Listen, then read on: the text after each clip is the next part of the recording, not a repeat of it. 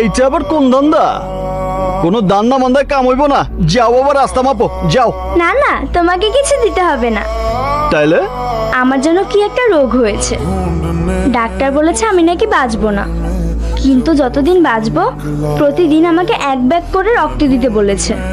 কিন্তু যারা আমাকে রক্ত দেয় আমি তাদের কাউকে চিনি না, তাই আমার সাথে যাতে দেখা হয় তাদের সবাইকে আমি ফুল দিয়ে থ্যাংক ইউ বলি। আমি তো তোমার রক্ত দেই নাই। তাতে কি, আগামীকাল হয়তো দেবে। আমি তোমাকে সারা মহল্লা খুঁজে বেড়াচ্ছি, আমি না বলেছি আমাকে না বলে তুমি কোথাও যাবে না? যখন আমি উপরে চলে যাব তখন যদি তোমাকে বলার সময় না পাই, তাই আগে থেকে প্র্যাকটিস করছি, যাতে আমি হুট করে মরে গেলে তুমি কষ্ট না পাও। এমন কথা বলো না মা, আমি আমার সবকিছু বিক্রি করে তোমাকে বাঁচাবো, তোমাকে আমি মরতে দেবো না মা। মরতে আমিও চাই না বাবা, আমিও চাই না তোমাকে ছেড়ে যেতে, কিন্তু আমার চিকিৎসার এত টাকা তুমি কোথায় পাবে বাবা? সব ব্যবস্থা হয়ে গেছে মা। এই দেখো, আমি টাকা নিয়ে এসেছি।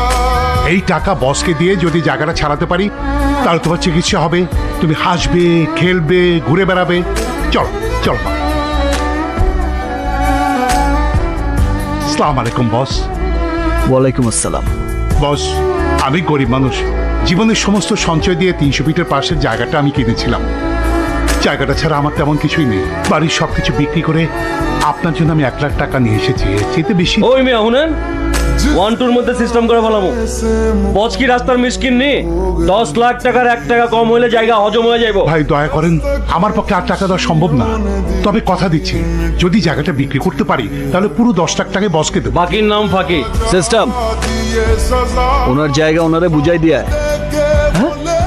বস, এটা আপনি কি কইতাছেন? ওই জায়গার দাম না হলো 2 কোটি টাকা। বাড়তি কথা আমি পছন্দ করি না, আমি যা কইতাছি তাই কর। ঠিক আছে? 10-15-20 বুঝি না, কাল থেকেই ফুলের চিকিৎসা হওয়া চাই। জায়গা বেচা আমার বোনটা বিয়া দিয়ে মোটা একটা। তাহলে কতগুলো লাগবে? প্রমিস করতে হইব, যখনই আমার লগে দেখা হইব তখনই একটা করে পাপ্পি দিবা। তুমি আমার লক্ষ্মী ভাইয়া।